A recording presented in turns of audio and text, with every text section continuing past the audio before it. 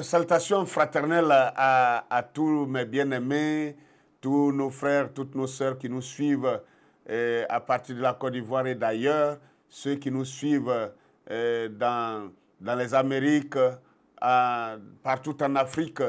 Et je voudrais saluer particulièrement nos frères de sang d'Haïti, le pays de Dessalines, le pays de Toussaint Louverture.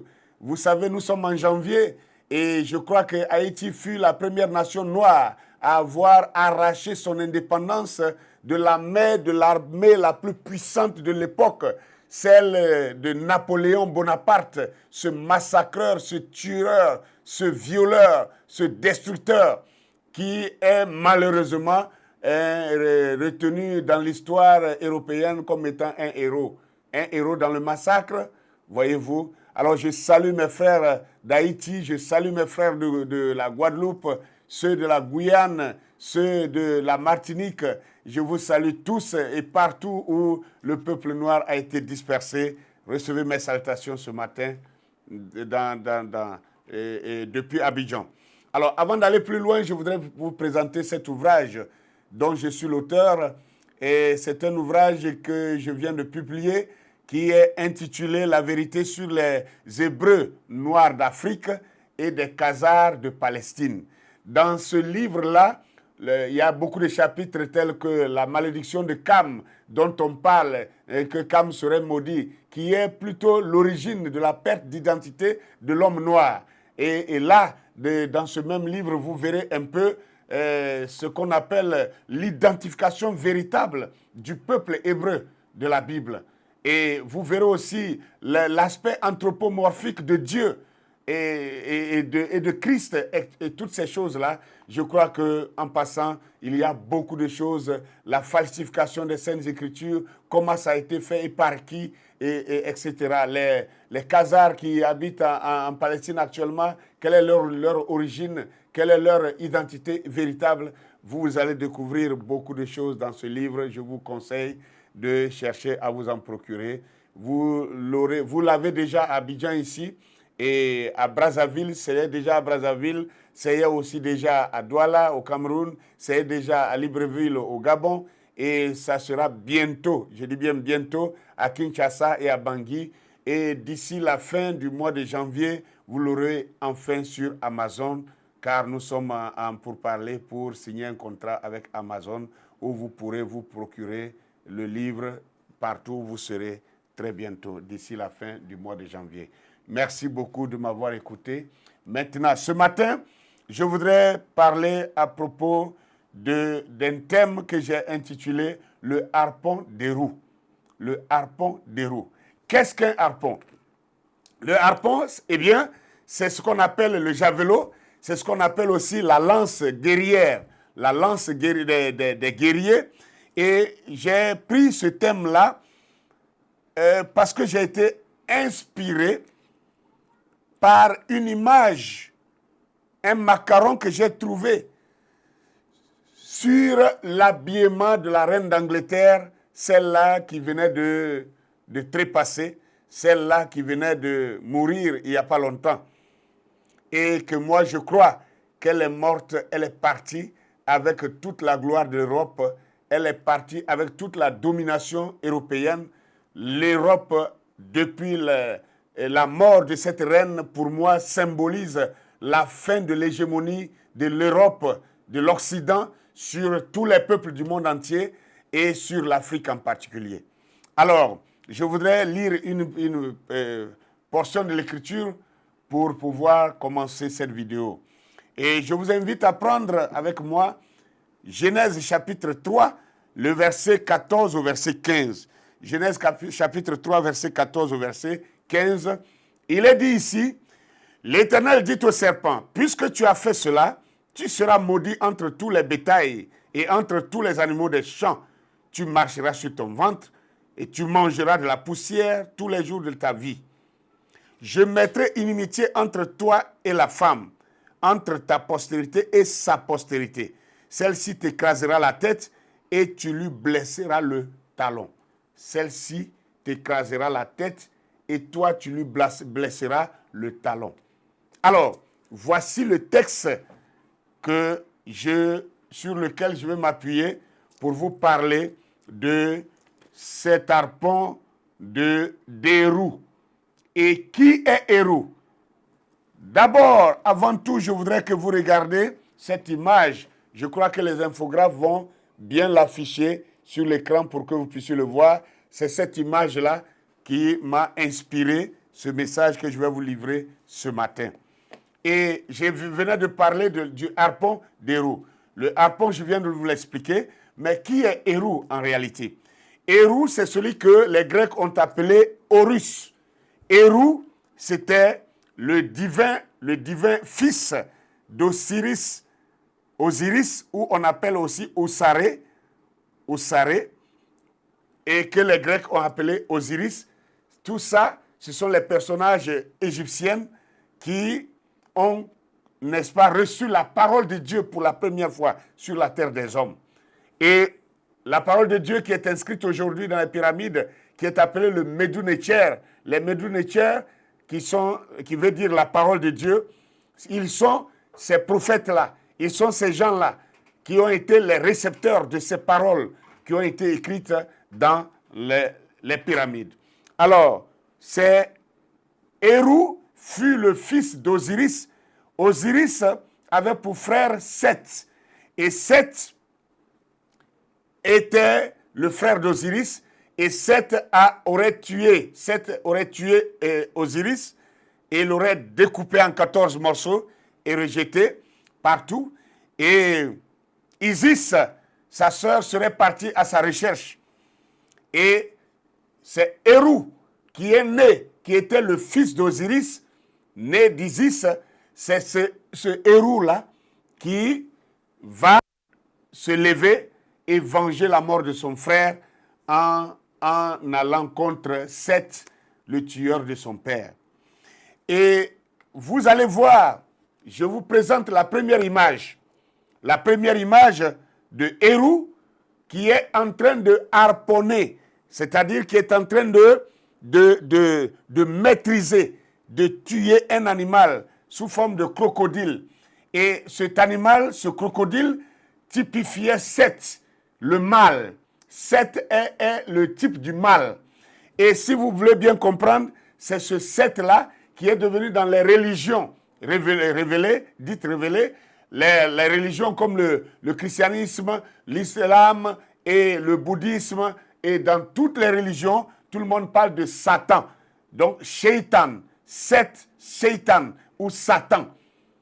Donc, qui incarne le mal.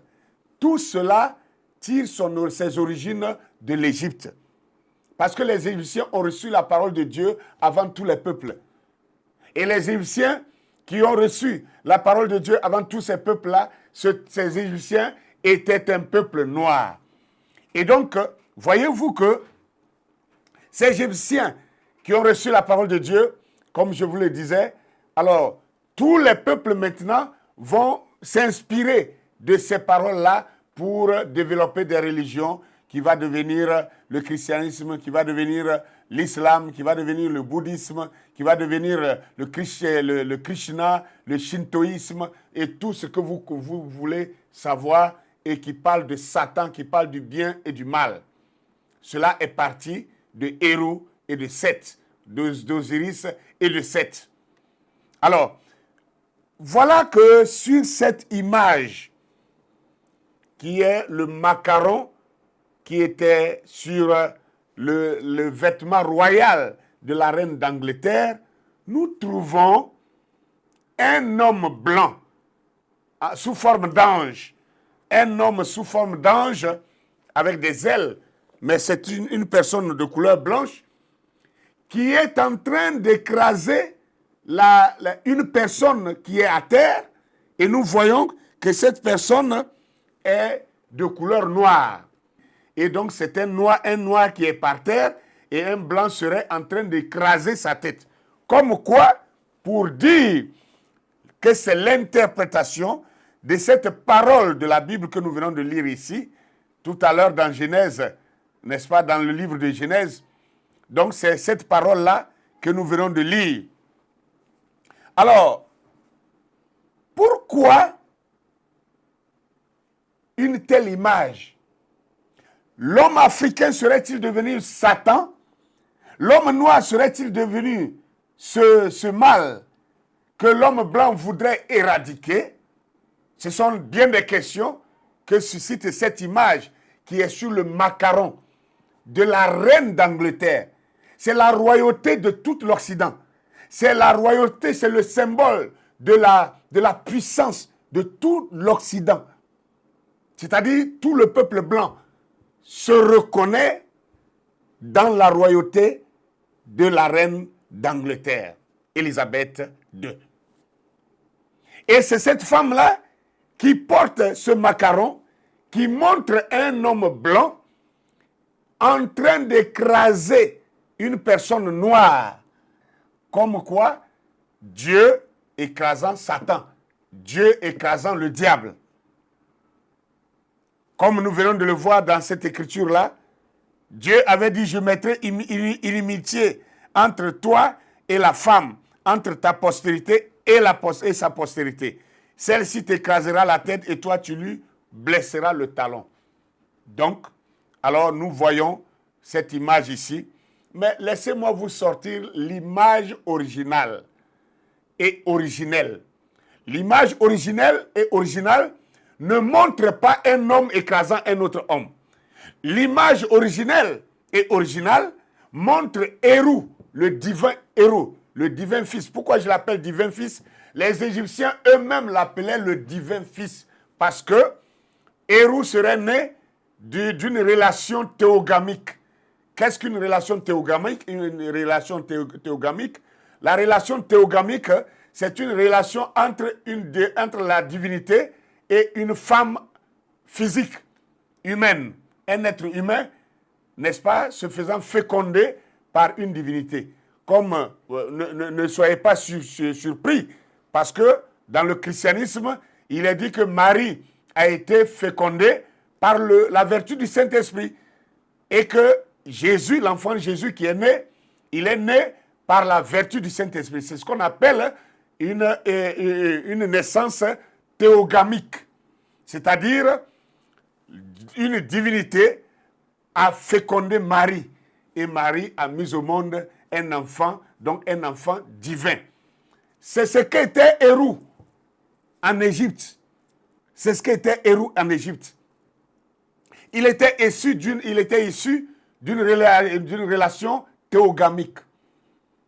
Et ce Hérou-là, il était le seul dans toute l'histoire égyptienne à avoir été capable de combattre le mal. Et le mal était incarné par son oncle Seth. Et Seth était l'incarnation du mal, dont Hérou était l'incarnation du bien, c'est-à-dire Dieu combattant le mal. Et c'est là où nous voyons ce Hérou avec un harpon, en train d'enfoncer le harpon dans la gueule d'un crocodile. La première image de cette histoire-là vient de là. Comment Hérou est en train de harponner le mal qui est incarné, n'est-ce pas, par ce crocodile-là. Et le crocodile, c'est le type de Seth, son oncle. Et vous verrez que le christianisme a repris cette image-là, où on voit un soi-disant Saint-Michel archange en train de harponner également un animal qui est mi-serpent, mi-dragon. Donc nous voyons ici la même chose. Hérou est en train de harponner un serpent, un long serpent, tandis que Saint-Michel archange est en train aussi d'harponner un animal mi-serpent, mi-dragon. Et nous voyons l'évolution. Quand la chose évolue, et quand Hérou se tient sur un cheval, en train de harponner encore le mal, Seth, le mal, et encore typifié par un crocodile ici. Alors, vous voyez la même scène. On voit également dans le monde, dans l'histoire chrétienne, nous voyons que subitement, Saint-Michel Archange se retrouve aussi sur un cheval avec le même harpon en train d'harponner un animal. Donc nous voyons, voilà, deux histoires qui se chevauchent, deux histoires parallèles. Alors, une chose est à savoir, c'est que dans les hiéroglyphes, il était dit ceci, dans la louange à Héru, il a été dit ceci, « Oh, vaillant Héru, délivre-nous du mal. » Mais dans le christianisme, ils ont repris la même phrase reprise et on dit, « Oh, vaillant Saint-Michel, délivre-nous du mal. » Ça, je ne sais pas lire aussi les hiéroglyphes, mais je le détiens de notre grand savant, Omotunde Jean-Philippe Kalala, qui a lu, lui, il a pu lire les hiéroglyphes et nous l'a ressorti. Et moi, cela m'a aidé pour pouvoir vous apporter cette lumière également. Paix à son âme, car il est couché aujourd'hui dans le royaume des morts, si on peut le dire ainsi. Alors, maintenant, nous pouvons voir que ce vaillant Héru, ce qu'on appelle le vaillant Héru, c'est celui-là qui pouvait délivrer tout homme du mal. Et maintenant, dans le christianisme, on a attribué ce titre-là à Saint Michel. Et nous trouvons que Saint Michel est un ange. OK. Bon. À la suite, nous voyons que le vaillant Héru, ce divin Héru, il est celui-là qui aussi exerce le jugement. C'est lui qui juge les gens à la fin de la vie de toute personne, parce que dans la Bible, il est écrit aussi que jeune homme, réjouis-toi pendant toutes les vies, tous les jours de ta vie, livre-toi ton cœur à la joie, car après la mort viendra le jugement. Tu seras appelé en jugement. Sache que tu seras appelé en jugement. Alors, nous voyons ici que en Égypte, selon la parole de Dieu qui était en Égypte, dans les pyramides, nous trouvons que c'est Héru qui avait le rôle de juger avec la mate. Il pesait le cœur de l'homme avec la mate. Alors que dans le christianisme, nous voyons que le jugement est remis à Saint Michel ici, qui tient aussi la balance. Mais lui, nous voyons que de part et d'autre, c'est des hommes qui sont dans les plateaux de sa balance. Ça veut dire qu'il juge l'homme par l'homme, ce qui n'est pas correct. L'homme ne peut pas être jugé par l'homme, mais l'homme doit être jugé par la loi. Par la loi. Et la loi, c'était la maths. Donc nous voyons que Héru, lui, juge l'homme. Le cœur, c'est le cœur de l'homme qui est pesé dans la balance ici. Vous voyez que c'est le cœur de l'homme qui est pesé dans la balance ici. De l'autre côté, c'est la loi, la maths. La maths, c'est la loi. Les 42 lois de la justice, de l'équilibre. Alors, qu'est-ce que je voudrais vous faire voir maintenant ici? En parcourant tous ces parallèles ici, nous pouvons maintenant trancher en disant, entre les deux histoires, laquelle est la plus ancienne?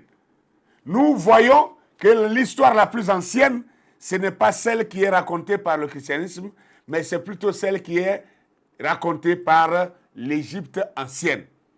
Parce que ce qui est l'histoire d'Osiris ou Saré et l'histoire de Héru et de Isis ou de Aouset, ces histoires sont plus anciennes, des milliers d'années avant celle de Saint-Michel Archange. Maintenant, je voudrais que vous voyiez quelque chose. Prenons encore un texte biblique que nous allons lire dans Matthieu chapitre 23, le verset 34 au verset 36. Il est écrit ceci. C'est pourquoi, voici, je vous envoie des prophètes et des sages et des scribes.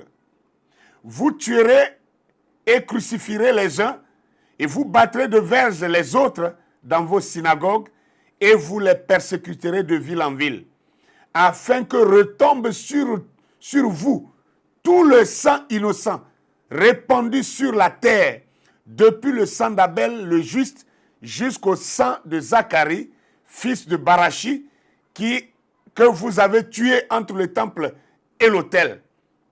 je vous le dis en vérité, tout cela retombera sur cette génération. Ça, c'était Jésus qui parlait ainsi. Maintenant, cette écriture, je vais l'attribuer à qui? Je vais attribuer cette écriture à ce peuple, à cette race qui s'est crue supérieure et qui a changé, qui a tronqué les vérités. Là où Hérou était en train de harponner un crocodile qui incarnait le mal appelé Satan, ce peuple-là a tronqué la vérité en mettant à la place d'Hérou un homme de couleur blanche, c'est-à-dire un leucoderme, et en lieu et place d'un crocodile en bas qui typifiait le mal, qui typifiait Seth, ils ont placé un Africain en bas, et donc c'est un blanc qui serait en train de harponner un Africain à terre.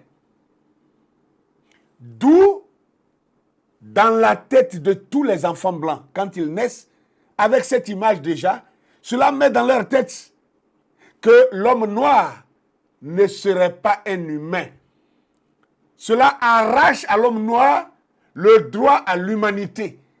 Si vous comprenez, si vous voulez comprendre ce qui a expliqué, ce qui a justifié le génocide de l'esclavage, le génocide de la traite négrière, ce sont ces images subliminales que le blanc a mis dans la tête de ses enfants, petit à petit, année après année, siècle après siècle, jusqu'au millénaire.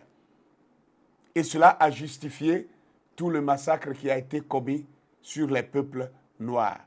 Alors c'est pourquoi je voudrais revenir, après ma dernière sortie, où j'avais répondu au pasteur qui s'était insurgé contre mes enseignements, et j'avais parlé durement à ce pasteur, et à travers lui, tous les autres pasteurs qui le soutenaient. Je reviens encore pour dire ceci, à l'endroit des pasteurs, qui pensent que être pasteur veut dire simplement venir s'asseoir à l'église et bercer les gens avec cette histoire de « non, Dieu est amour, aimez les gens, faites ceci, faites cela, ne parlez pas de ceci ». Est-ce que c'est un péché de parler de son histoire? Un peuple qui ignore son histoire est condamné à le revivre ou à la revivre. Nous n'avons pas le droit d'ignorer notre histoire. Nous n'avons pas le droit d'ignorer que le peuple noir a été esclavagisé pendant plus de 400 ans.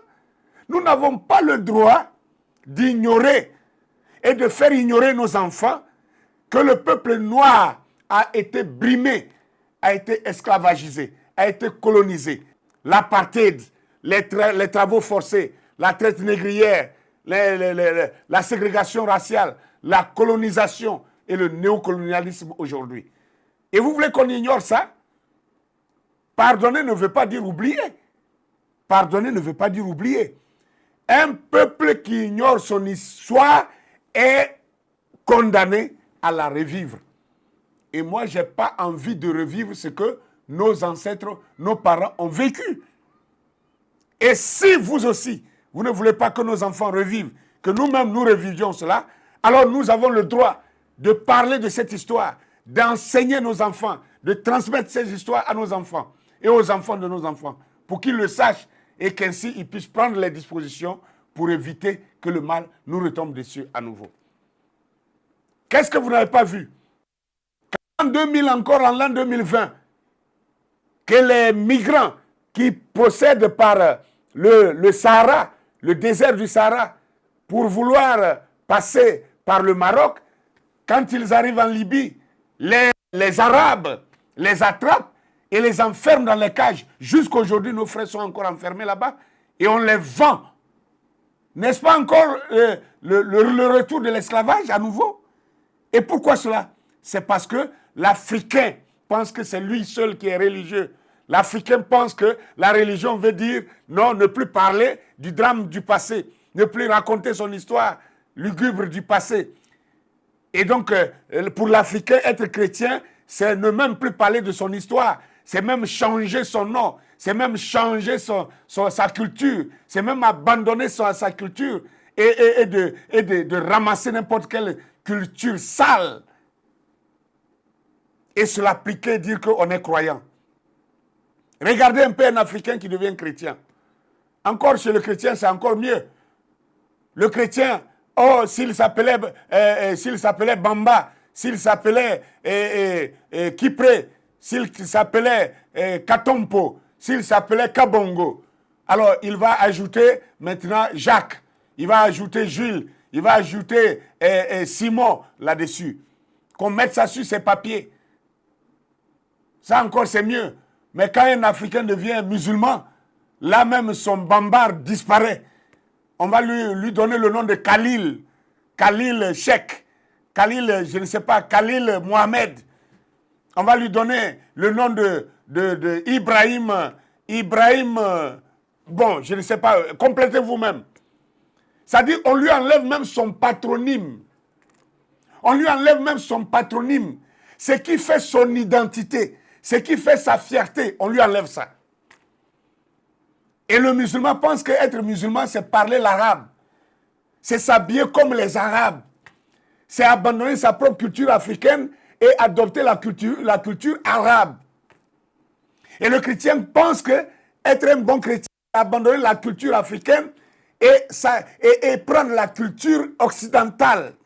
La culture occidentale n'est pas la culture biblique. Elle n'est pas la culture chrétienne. Ah non, je suis désolé. Parce que la Bible est une affaire, est un patrimoine de l'homme noir. Et ça, je le crie à qui veut l'entendre. Donc, abandonner sa propre culture africaine et aller embrasser, je ne sais pas quoi, une culture occidentale, ne fait pas de vous un chrétien. Ça fait de vous simplement un déculturé, ça fait de vous seulement un endoctriné, ça fait de vous seulement un aliéné.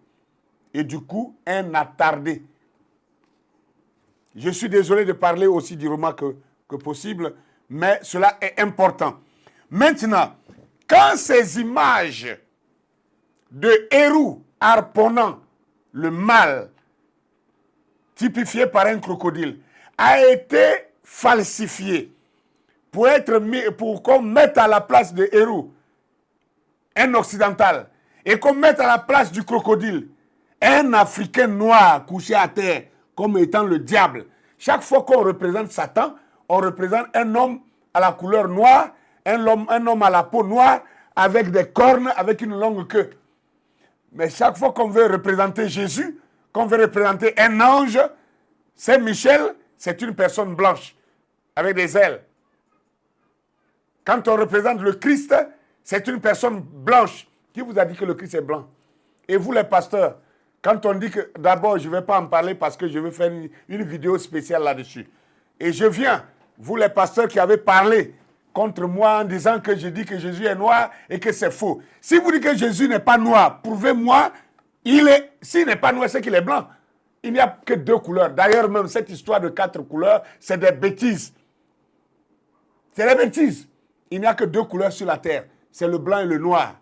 Voilà. Et la couleur originale est la couleur noire. N'en déplaise à qui veut l'entendre. Les jaunes sont blancs. Les rouges sont blancs. Il n'y a que 2 couleurs. Et on veut nous parler de 4... Bon, bref. Bien, maintenant, cette histoire de harpon des roues qui a été falsifiée pour qu'on mette une personne blanche à la place de héros et qu'on mette une personne noire à la place du crocodile, voilà ce que ça produit dans la pensée des Blancs. Cela les a placés comme étant supérieurs à l'homme noir. Écoutez maintenant. Vous qui êtes fiers de citer les philosophes blancs, non, moi je suis bien instruit. Donc Voltaire a dit ça, Montesquieu a dit ceci, oh, Jean-Jacques Rousseau a dit ça. Ok, je vais vous dire qui sont ces gens-là que vous citez facilement. L'Afrique n'a-t-elle pas aussi des philosophes? N'êtes-vous pas fiers de citer aussi les philosophes africains?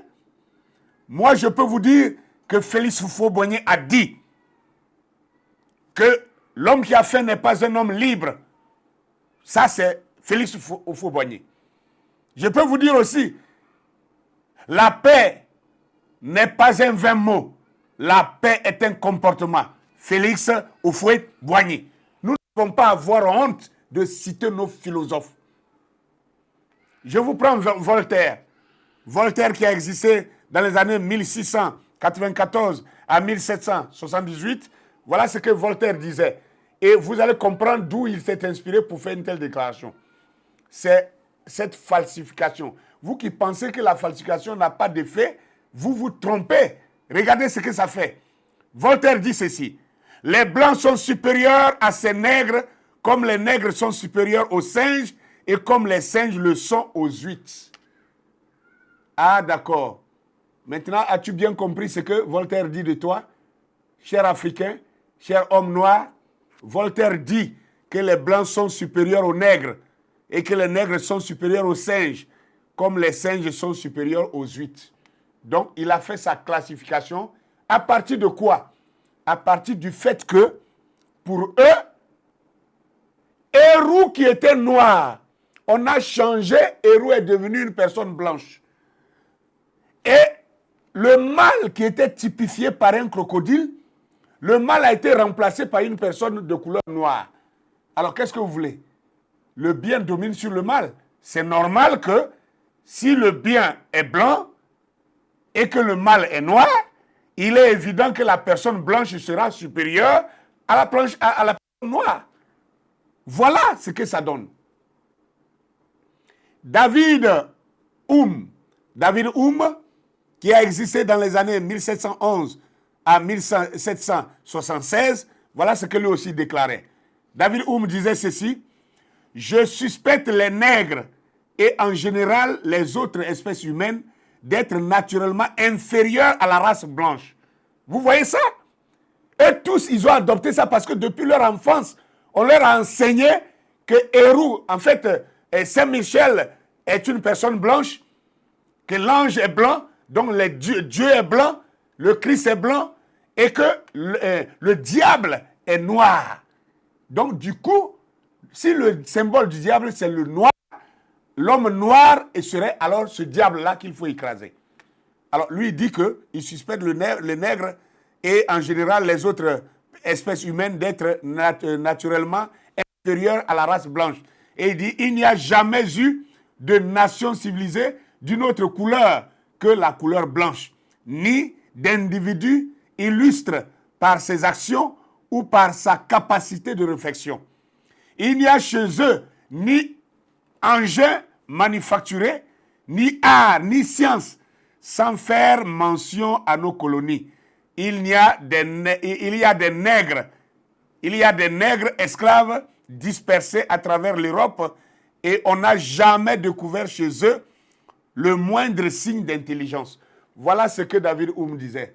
Mais je dirais à cet homme-là, quoi qu'il soit mort, il est un endoctriné. Il ne connaît rien. Il ne sait pas que les arts, la science, la musique, les mathématiques et toutes ces choses, cela provient de l'homme noir. Il ne sait pas ça. Il ne savait pas. S'il savait, il n'allait pas raconter ces niaiseries.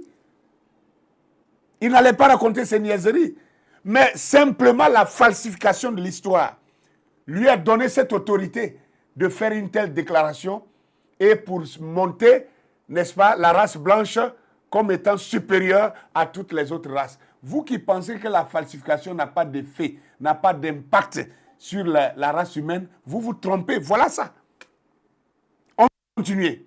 Montesquieu, le fameux philosophe que tout le monde connaît.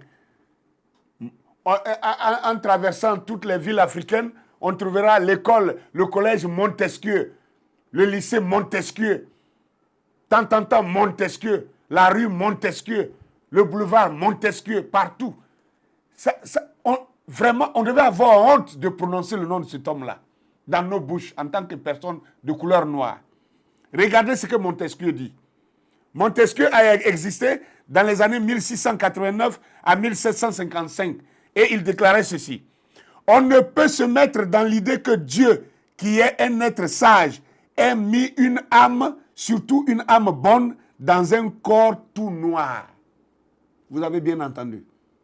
Que Dieu, qui est un être sage ne pouvait pas mettre une âme bonne dans un corps tout noir. Et il dit, il est impossible que nous supposons que ces gens-là sont des hommes. On commencerait à croire que nous ne sommes pas nous-mêmes chrétiens. Ça veut dire que Montesquieu se réclamait de chrétien. Et en tant que chrétien, lui, il croyait que l'homme noir n'a pas d'âme. L'homme noir n'a pas un esprit bon. Il n'a pas une âme dans son corps. Et il se dit chrétien.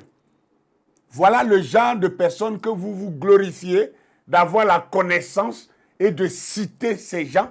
Montesquieu a dit. Montesquieu a dit. Il a dit quoi? Il a dit quoi?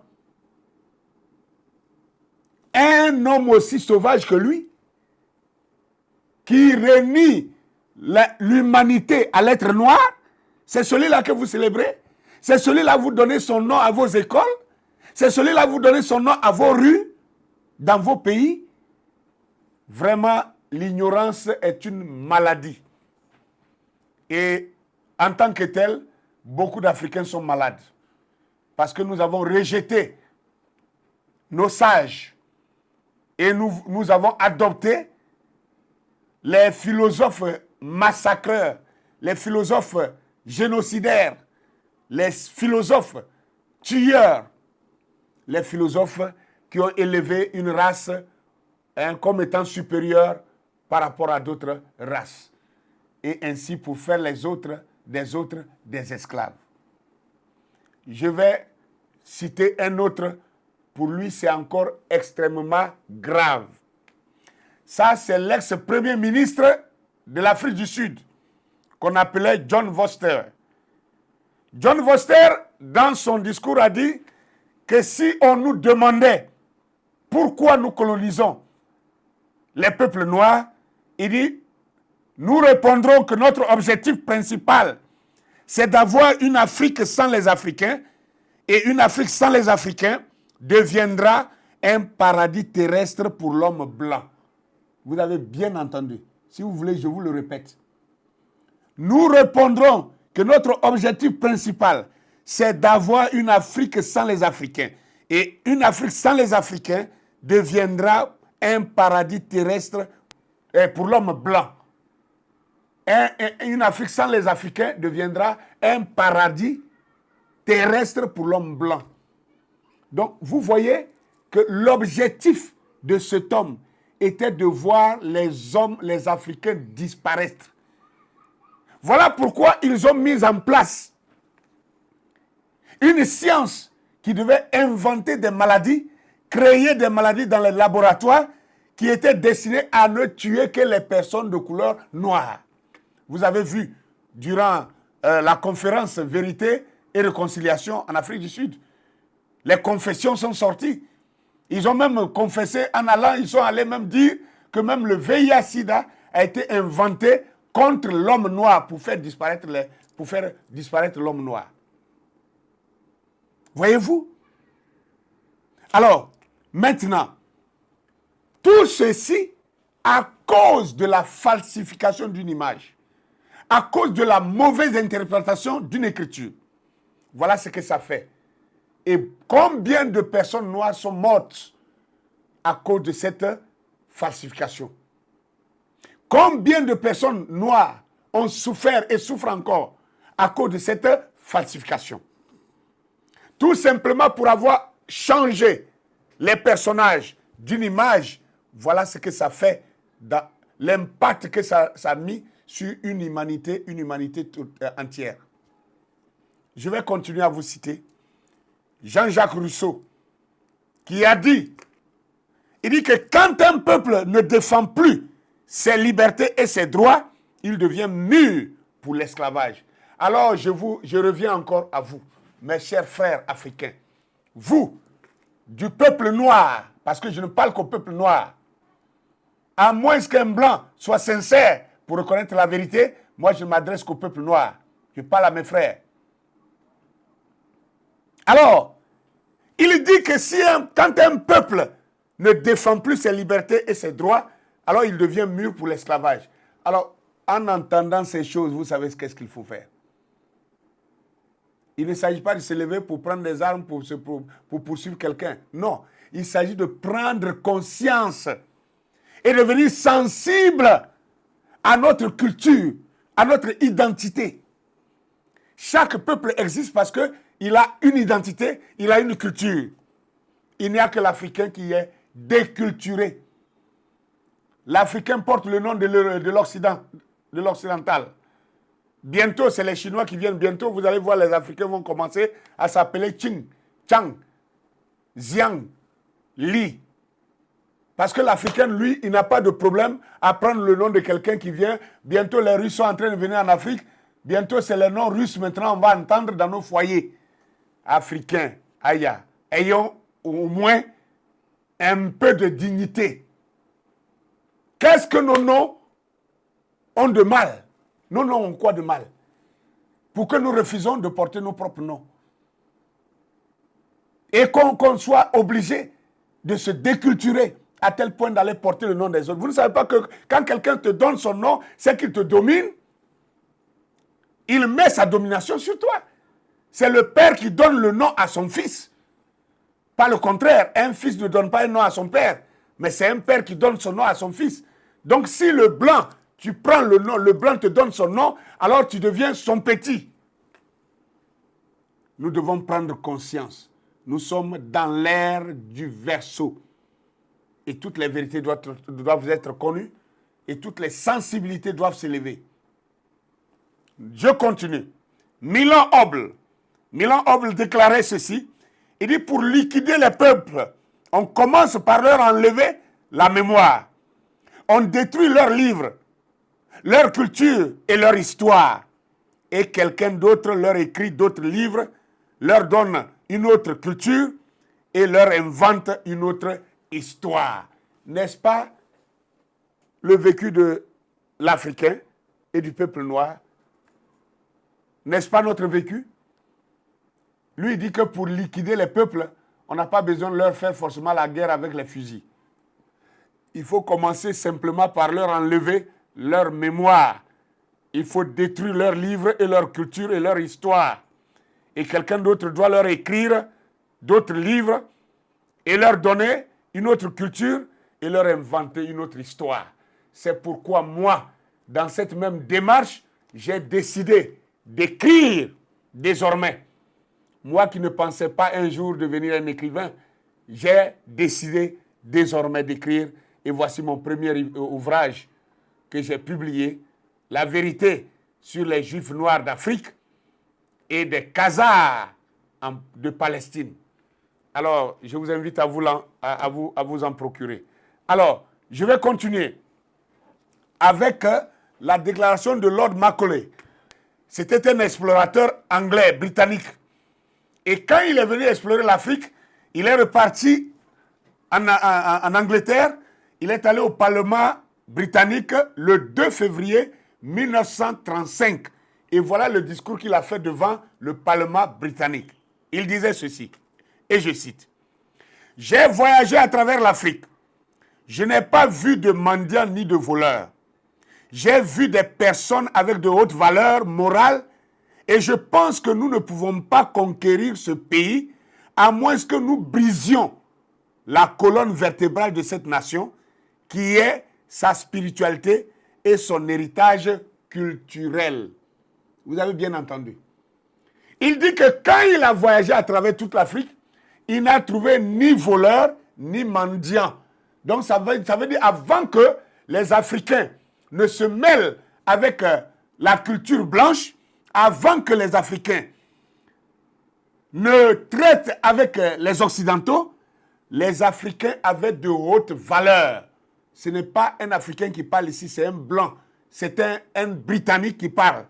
Il dit, j'ai voyagé à travers l'Afrique, je n'ai vu ni mendiants ni voleurs. J'ai vu des personnes avec de hautes valeurs morales. Et je pense que nous ne pourrons pas conquérir ce pays à moins de briser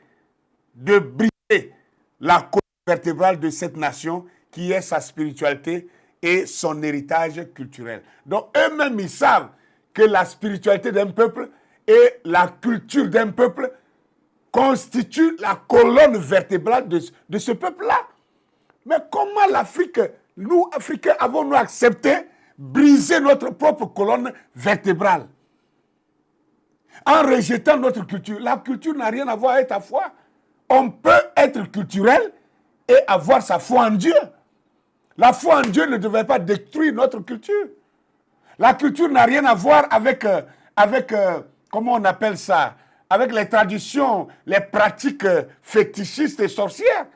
La culture, c'est la culture. Ça, par exemple, s'habiller de cette manière, ça fait partie de la culture. Ça fait partie d'une culture. Et nous devons maintenir notre culture.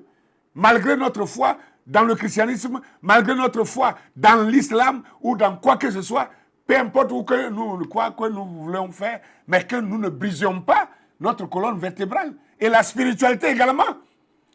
La spiritualité, c'est quoi, par exemple? Tout à l'heure, nous venons de voir que c'est Hérou. Hérou, c'était un Africain. C'était un homme de personne, une personne de couleur noire. C'est Hérou qui est celui-là que Dieu a donné comme providence sur la terre des hommes qui devait combattre le mal. Mais Hérou a été changé par la personne de Saint-Michel Archange pour devenir une personne blanche. Et nous avons accepté ça. Du coup, cela a changé l'hégémonie. Et les personnes blanches se sont crues maintenant être supérieures aux autres races de la terre. Je continue son discours. Il dit qu'il faut briser la colonne vertébrale de cette nation qui est sa spiritualité et son héritage culturel. Il dit par conséquent, je propose que l'on remplace son ancien système éducatif et culturel. Ainsi, quand les Africains penseront que ce qui vient de l'étranger, et en particulier de l'Angleterre, est meilleur à ce en quoi ils croyaient, ils perdront l'estime de soi, leur culture, et ils deviendront ce que nous voulons qu'ils soient, à savoir une véritable nation dominée. Vous avez bien compris ça. Donc, quand on enlève à un peuple sa spiritualité, quand on enlève à un peuple sa culture, quand on enlève à un peuple son système éducatif et culturel, on a brisé sa colonne vertébrale. Ce peuple-là ne peut plus se tenir debout sur ses pieds. Ce peuple-là ne peut plus résister contre tous les envahisseurs qui viendraient dans tous les sens. Ce peuple-là ne pourra plus résister à cela. Et voilà comment l'Afrique s'est retrouvée du premier rang au dernier rang. Voilà comment l'Afrique s'est retrouvée de la personne africaine forte en Égypte, royale en Égypte. On est venu à être réduit à l'esclavage, à la traite négrière, aux travaux forcés, à l'apartheid, à la ségrégation raciale, à la colonisation et aujourd'hui au néocolonialisme. Parce que nous avons cédé, nous avons tronqué notre culture, nous avons tronqué notre spiritualité avec d'autres choses. Je vais continuer, je suis presque à la fin. Margaret Sanger, celle qui a fondé le planning familial, avait déclaré ceci. Elle a dit, nous ne voulons pas qu'un seul mot sorte sur le fait que nous voulons exterminer la population nègre. Ah! Nous ne voulons pas qu'un seul mot sorte sur le fait que nous voulons exterminer la population nègre. Et cette femme, elle est la fondatrice du planning familial. Donc, allez vous y comprendre maintenant que signifie sa fondation.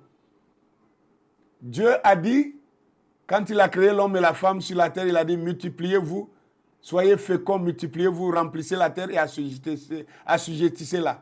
Et cette femme-là vient pour trouver que non, c'est pas normal que l'homme se multiplie sur la terre. Et particulièrement, le planning familial a été fait principalement pour le peuple noir. En Côte d'Ivoire, on dit AIBF. Au Togo, on dira ATBF. Je ne sais pas, au Burkina Faso, ça doit être quoi? ABBF. Partout, le planning familial. On demande aux femmes africaines de ne pas faire plus de 2 enfants. Ah non? Et quelqu'un a pu faire un discours du haut de sa tribune pour dire que les femmes africaines font jusqu'à 7 enfants et que c'est trop. Donc, même si vous donnez des milliards, qu'ils n'auront jamais de développement. Enlevez votre genou sur le cou de l'Afrique et on verra si l'Afrique ne va pas se développer. Qui vous a dit que l'Afrique ne se développe pas parce qu'on fait beaucoup d'enfants? L'Afrique n'est pas peuplée. L'Afrique est encore vierge.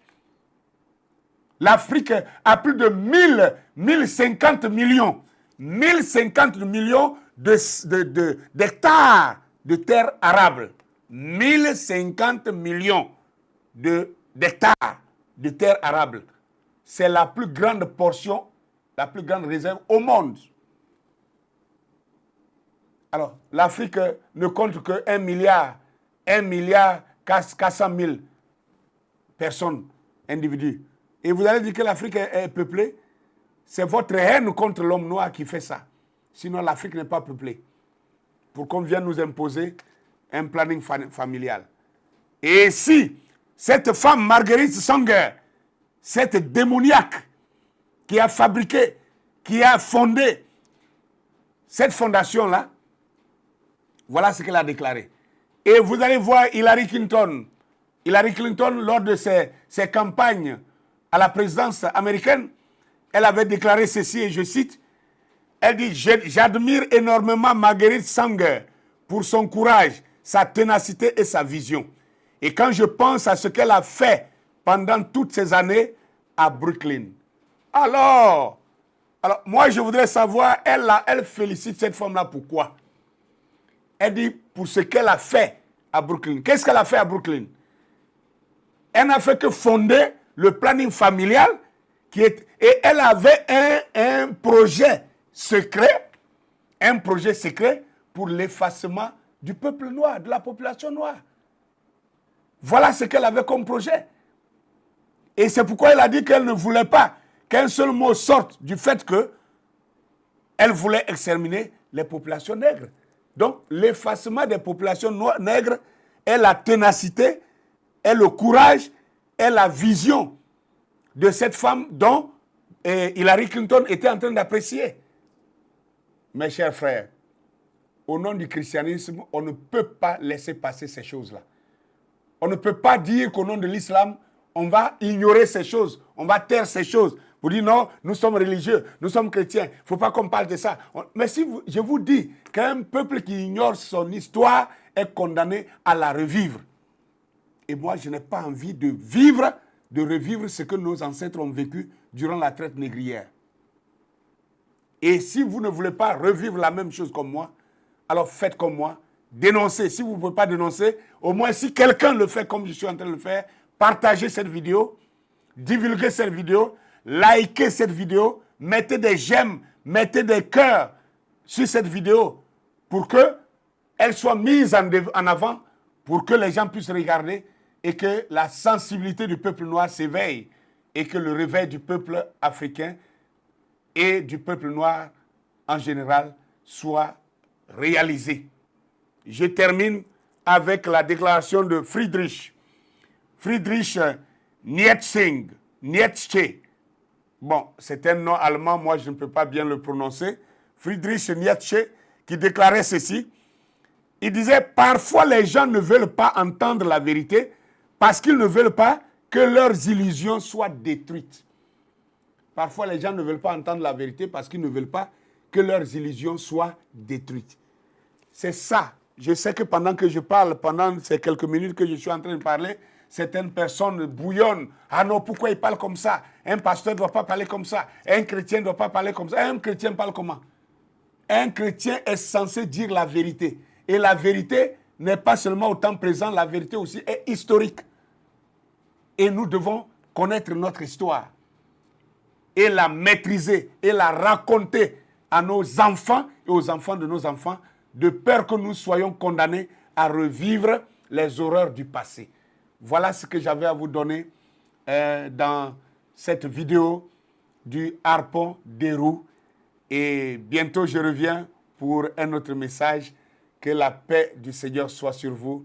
Mettez des j'aime, partagez ces vidéos, partagez-la à tout le monde, téléchargez-la, donnez-la à qui vous pouvez partager pour que la nouvelle soit donnée à tout un chacun pour le grand réveil de l'Afrique et de l'homme noir. Ça, c'était l'ouragan du midi avec le docteur Ake Dieudonné. Que Dieu vous bénisse.